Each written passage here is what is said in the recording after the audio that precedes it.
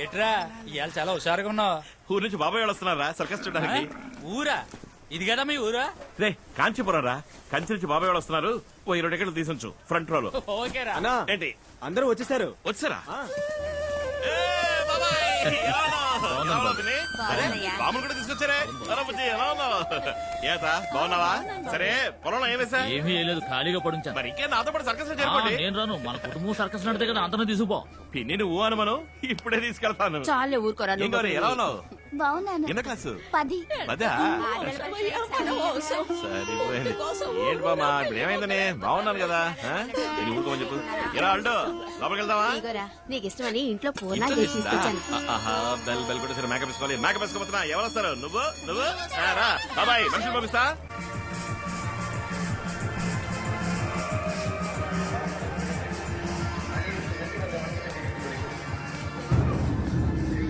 చూడండి, బిడ్డ తెచ్చిన తినేలో పెళ్లి కొట్టేశారు. వీళ్ళని తీసుకుపోయాడు. మీరు ఒకసారి నువ్వు ఊరికే నష్టపెట్టదు. ఏమా అమ్మా, ఇదిగో నేనేనమ్మా. ఇదిగో హలో హలో, మిమ్మల్నేనండి పిలుస్తున్నా చూడండి. నేనేనమ్మా. ఎవరినబ్బా? గుర్తున్నావా? ఎవరు మీరు? ఏమ్మా మేము గుర్తురాలేదా? నువ్వు 2 ఏళ్ల క్రితం మా ఊరికొచ్చావు. బోధిధర్మ వంశం వాళ్ళందరినీ విచారించిపోయావు. అది నేను కాదే. ఏంటంటే పిల్లెట్టంటది? ఏం మీకు కూడా గుర్తురాలేదా? లేదే. మన ఇంటికి వచ్చి మనందరికి రక్త పరీక్షలు చేసింది కదా, మన వంశం గురించి కూడా అడిగినే. అవునా అమ్మాయి కొంచెం లావుగా ఉన్నట్టుందే. ఊరుకండి చాలుగానే. ఏమ్మా మా ఇంటికి వచ్చి మా అరవింద్ గురించి ఎన్నో వివరాలు అడిగితే మీరేమంటున్నారో నాకు అర్థం కావట్లేదు. అరవింద్ ఎవరో నాకు తెలీదు. ఏదో కన్ఫ్యూజ్ అయినట్టున్నారు. Sorry, excuse me. ఏంటండి ఈ పిల్ల ఇట్టా చెప్పి వెళ్తుంది? నాకు ఈ అమ్మాయిని ఇంతకు ముందు చూసినట్టుంది వదినా.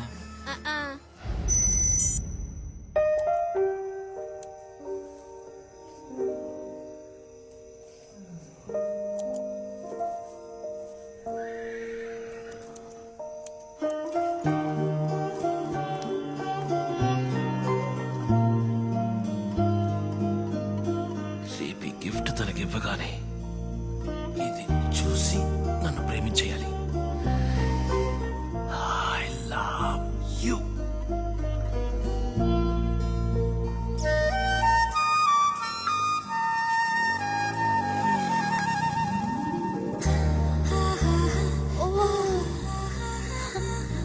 Wow, it's so nice. ఇది నేనే చేశాను. నిజంగానా? మీకు ఇవి చేయడం కూడా తెలుసా? వావ్. ఏం రాసిందో చదివి చూసి I love you. Oh, thank you. I love you too. నా ఫ్రెండ్ మాలతికి డాల్స్ అంటే మహా ఇష్టం. దానికి కూడా ఒకటి చేసి ఉండొచ్చు కదా. ఇప్పుడు దీన్ని చూస్తే లాక్కుపోతుంది. నెక్స్ట్ టైం దానికి ఒకటి చేసేవ్వండి, okay? But thank you so much, it's lovely. Thank you. సరే, నేను బయలుదేరుతున్నాను. మీరు వస్తారా? నేను వస్తారా? కమ్.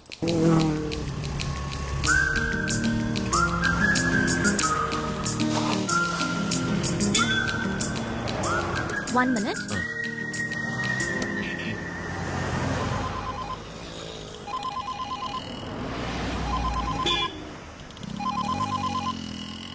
ఏరా గిఫ్ట్ ఇచ్చావా? ఇచ్చాను. Super super. రే అరవింద్ గిఫ్ట్ ఇచ్చాడు రా. ఏముంది? ఐ లవ్ యూ టూ అంది. కంగ్రాచులేషన్స్. లేదురా, ఆ ఐ లవ్ యూ టూ లో ఏ ఫీల్ లేదురా. చూసామో మాట్లాడేమన్నట్టు వెళ్ళిపోయిందిరా. ఇప్పుడు అమ్మాయిలు ఏం మాట్లాడినా లవ్ యూ అనే. అబ్బ కొడుకుతోనూ ఐ లవ్ యూనే, అమ్మ కూతురుతోనూ ఐ లవ్ యూనే. అంతా టాటా బై బై మాదిరి అయిపోయి సిచ్యువేషన్ వేరే విధంగా మారుతోంది. ఇప్పుడు నేను ATM లో ఉన్నాను, అతను బయట ఉన్నాడు. ఇవాళ ఐ లవ్ యూ అంటూ గిఫ్ట్ ఇచ్చాడు. ఏదో చెప్పి మేనేజ్ చేశాననుకో. ఏం చేద్దాం? జాగ్రత్త, మనకి ఇబ్బంది కలగకుండా విషయం చెప్పు. గుర్తుపెట్టుకో, అతను మనకు అవసరం. కేర్ఫుల్ గా హ్యాండిల్ చేయి. అసలు క్యాప్ కూడా ఇవ్వదురా. ఏం చేయమంటావు? Okay okay, I'll call you later. By. వస్తుంది, తర్వాత మాట్లాడతా. వెళ్దామా?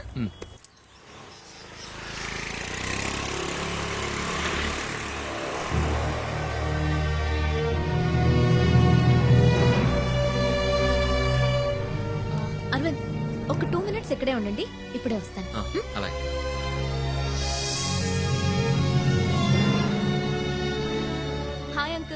రామా శుభ, నీకోసమే వెయిట్ చేస్తున్నాను. ఓకే. తీసుకొచ్చావా? తెచ్చాను. నీ రీసెర్చ్ ఎంతవరకు వచ్చింది? 4 months ముందే పూర్తి చేశాను. ఇప్పుడు చైనాకి యుఎస్ కి థీసిస్ పంపాను. ఇక్కడ కూడా పర్మిషన్ అప్లై వెరీ చేశాను. గుడ్. నా కోసం పెద్ద రిస్కే తీసుకున్నారు అంకుల్. ఊరికే ఉండేది కదమ్మా, నీకు ఉపయోగపడింది కదా.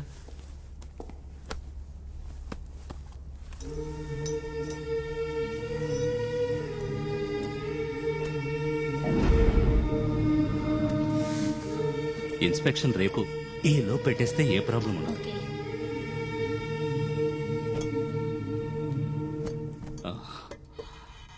ఆ అబ్బాయితో చెప్పావుగా?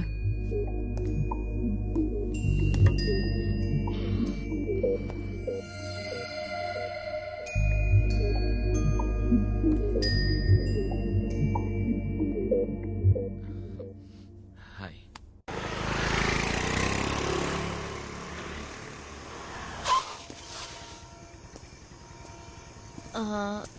రేపు 10 o'clockకి ఫ్రీగా ఉంటారా మీరు?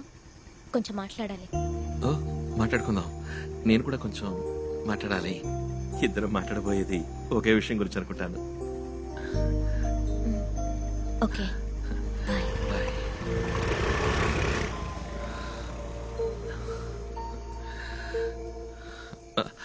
బాబాయ్ రై ఎవరు అమ్మాయి? చూసారా, నాకు బాగా పిలుస్తాను ఉండండి. రై ఆగరా. ఆ అమ్మాయి నీకు ఎప్పటి నుంచి తెలుసు? అది 2.5 నెలలుగా తెలుసు. 2.5 నెలలు కదా. తను సంవత్సరంన్నరగా నీకోసం చదువుతాను తెలుసా నీకు? చాచా, ఏదో పరిశోధన కోసం కోతి కావాలని వచ్చింది. అప్పుడే ఫస్ట్ టైం చూశాను. తను కోతిని పరిశోధించడానికి అది వచ్చింది, నిన్ను పరిశోధించడానికి. తను సంవత్సరాల క్రితమే మన ఊరికి వచ్చి బోధిధర్మ వంశం వాళ్ళు ఎవరని అడిగి మన బంధువులందరికీ రక్త పరీక్ష చేసింది. బోధిధర్మ చిత్రపటాన్ని, నీ ఫోటోని తేరిపారు చూసి నీ పేరేంటి, నువ్వేం చేస్తుంటావని నన్ను అడిగింది. ఇన్నాళ్ళ తర్వాత మళ్ళీ ఆ అమ్మాయిని ఇక్కడ చూశాను. పైగా ఏమీ ఎరగనట్టు నటించింది. నువ్వు అసలు తెలియవంది. మీ పిన్ని అప్పుడే చెప్పింది. నేనే నమ్మలేదు. ఇప్పుడేమో నిన్ను దించి టాటా చెప్పాల్సిందే.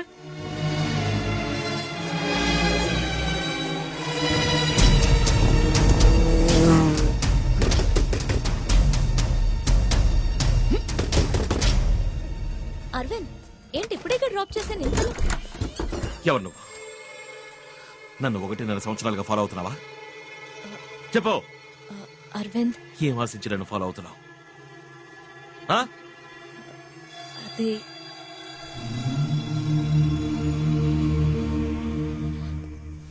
అరవింద్, అరవింద్ అది కాదు నా మాట.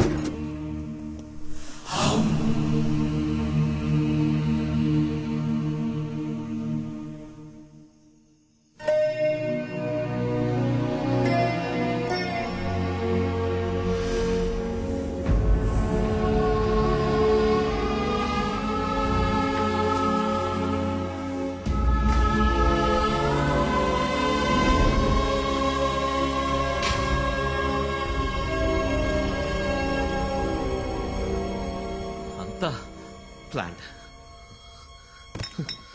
పథకం ప్రకారం మోసం చేశావు. అరవింద్, రేపు నేను నీతో మాట్లాడతానన్న దీని గురించే. నేను ఒక పరిశోధన చేస్తున్నాను. పిచ్చి వాళ్ళు అన్ని నమ్మేశాను. తను నీ వెనకాల తిరుగుతోందేంట్రా అని అందరూ అడిగారు. ఈ పురకి ఎక్కి చావలా. అబద్ధం, అంతా అబద్ధం. ప్రాణాలతోనే నన్ను పోస్ట్ మార్టం చేశావు. నేను ముందే చెప్పాలని ప్రయత్నించాను అరవింద్.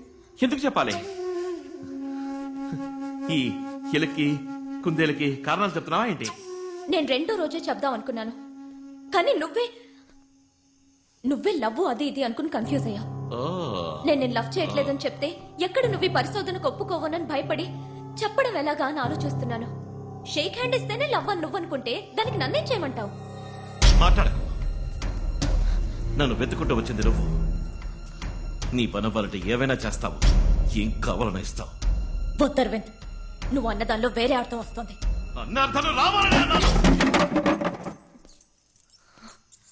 ఆడపిల్లలతో మసలుకోకపోవడం నీ తప్పు. పుట్టిననాటి నుంచి ఏనుగు, ఒంటె, సింహం లాంటి మృగాలతో పెరిగిన నీకు ఓ ఆడపిల్ల నవ్వుతూ మాట్లాడినా లవ్వనే అనిపిస్తుంది. అవును, లవ్వనే అనిపించింది.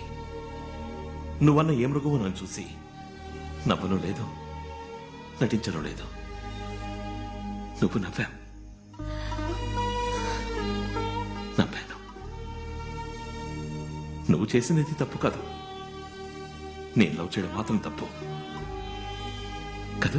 అవును, లవ్ తప్ప ఇంకేం తెలుసు నీకు? పోయి చెత్త కుప్పలో పడే నీ లవ్వు.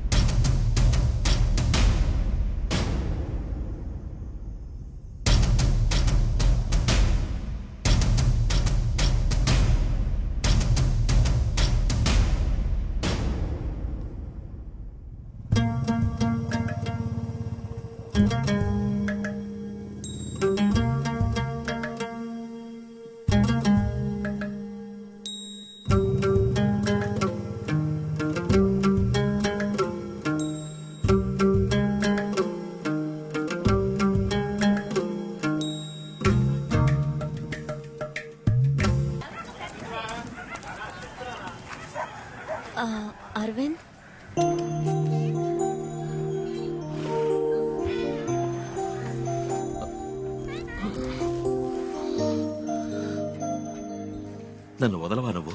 వదులుకోలేను. ఏమా అన్యాయం అమ్మా ఇది. ఈ రాత్రి అంతా నిద్రపోలేదు. ఈ ఊరు వచ్చినప్పుడు నుంచి ఇలా పిచ్చోళ్ళగా అయిపోయాడు. నాతో 1 hour వస్తావా? ఇట్టరమ్మనే తీసుకెళ్లి నట్టేట వదిలేసావు. మా అరవిందకి ఏందమ్మా లోటు? నువ్వు మాట్లాడకో. ప్లీజ్ 1 గంట నాతో బయటికి రా. రే వెళ్ళిరారా. మీరెళ్ళి బండి దగ్గర ఉండండి, నేను పంపుతాను.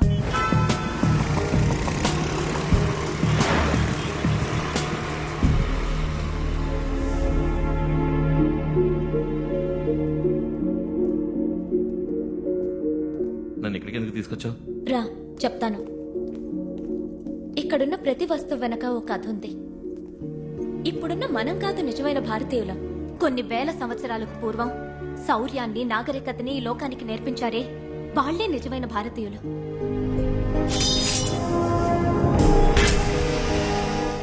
ఇది మ్యూజియం కాదు, ఆ మహానుభావుల స్మారక సౌధం. నేటి మన మోడర్న్ సైన్స్ కన్నా మన పూర్వీకులు అందించిన శాస్త్ర పరిజ్ఞానం 500 ఏళ్లు అడ్వాన్స్డ్ గా ఉందంటే నువ్వు నమ్మగలవా?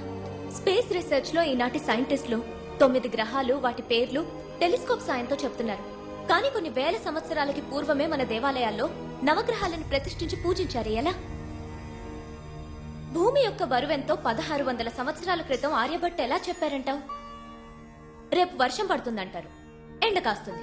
ఎండ కాస్తుందంటారు, వర్షం పడుతుంది. ఇది మోడర్న్ సైన్స్. కానీ 20 సంవత్సరాల తర్వాత వచ్చే పౌర్ణమి, అమావాస్యల్ని అరుగు మీద కూర్చుని పంచాంగం చూసి ఖచ్చితంగా చెప్తున్నారే, ఎలా చెప్తున్నారంటావు? అదే పూర్వీకుల సైన్స్. ఈ మహాగ్రంథాన్ని చూడు.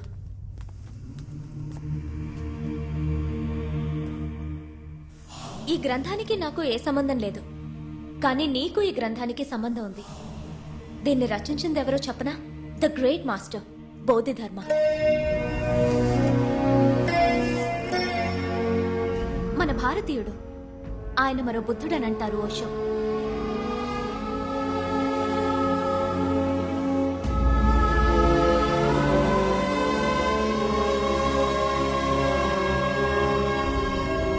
ఈ మహాగ్రంథంలో ఏముందో తెలుసుకునే ముందు మరో చోటికి వెళ్తాన్రా.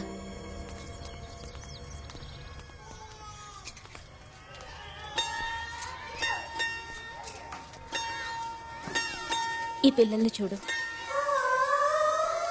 అందరికీ క్యాన్సర్. 6 ఏళ్ళు 7 ఏళ్ల వాళ్ళకి క్యాన్సర్. ఏం తప్పు చేశారని?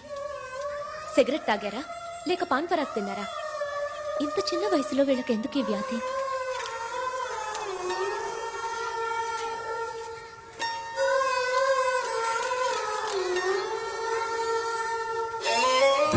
వీళ్ళందరూ మెంటలీ ఛాలెంజ్డ్ చిల్డ్రన్.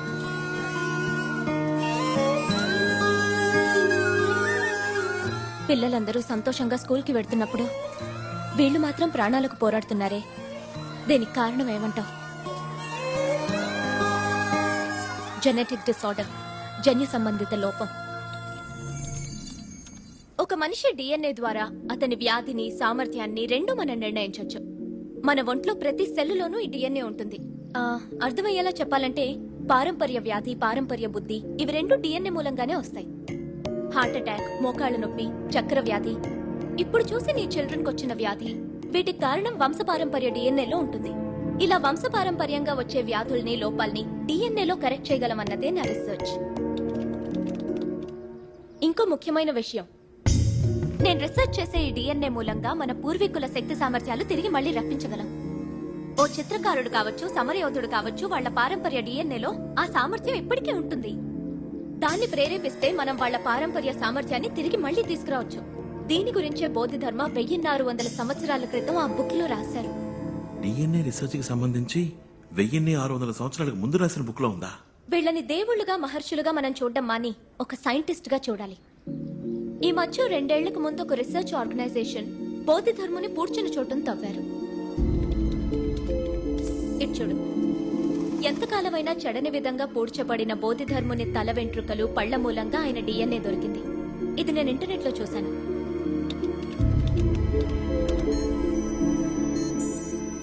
ఇది బోధిధర్ముని డిఎన్ఏ. బోధిధర్మ వంశానికి చెందిన వాళ్ళ మీ బంధువులు ఇప్పటికీ కాంచీపురం పరిసరాల్లో ఉన్నారని నేను తెలుసుకున్నాను. వాళ్ళ కోసం నేను బయలుదేరాను.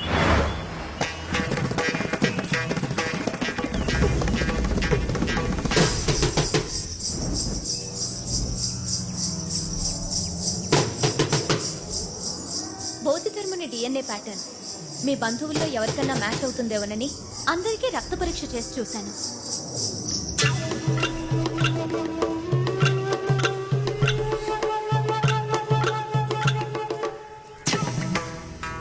అప్పుడే మీ బాబాయ్ గారింటికి వెళ్ళాను.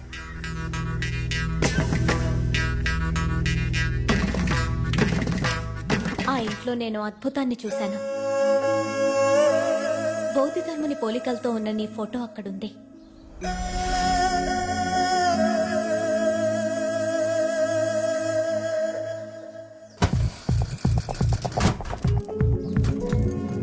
నువ్వు వాడిన పాత హెయిర్ బ్రష్ లో నీ తల వెంట్రుకలు చూసి ఆ బ్రష్ తీసుకున్నాను.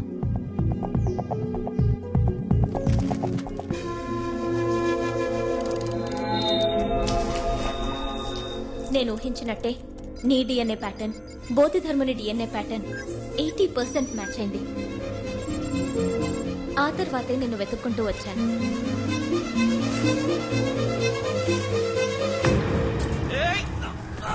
సర్కస్ లో నీకు దెబ్బ తగిలి హాస్పిటల్లో అడ్మిట్ అయినప్పుడు నా పరిశోధనకు అవసరమైన టెస్ట్లన్నీ అక్కడ డాక్టర్ ద్వారా చేయించాను. బౌద్ధధర్ముని శక్తి సామర్థ్యాలు నీ డిఎన్ఏలో ఉన్నాయి. దీన్ని జెనెటిక్ మెమరీ అంటారు. ఆ మెమరీని ప్రేరేపించగలిగితే బౌద్ధధర్ముని శక్తి సామర్థ్యాలు నీకొస్తాయి. ఎస్, 1600 సంవత్సరాల క్రితం జీవించిన బౌద్ధధర్ముని అదే సామర్థ్యంతో తిరిగి రప్పించవచ్చు. కానీ ఆయన సామర్థ్యం ఇప్పుడు ఈ కాలానికి ఎలా యూస్ అవుతుంది? బౌద్ధధర్మ ఎంతో గొప్ప వైద్యుడు. మన దేశంలో ఏ కొండలో చూసినా కొన్ని వేల రకాల వ్యాధుల్ని గుణపరిచే అపూర్వమైన మూలికలున్నాయి. ఆ వివరాల గ్రంథాలు విద్రోహుల దండయాత్రల్లో విధ్వంసమయ్యాయి. బౌద్ధధర్మునికి ప్రతి ఆకు యొక్క ఉపయోగం, ప్రతి వేరు యొక్క ఉపయోగం తెలుసు. అది ఈ ప్రపంచానికి ఉపయోగపడాలి. ఇదంతా నువ్వు మనసు పెడితే సాధ్యపడుతుంది. ఇప్పుడు నన్ను ఏం చేయమంటావు?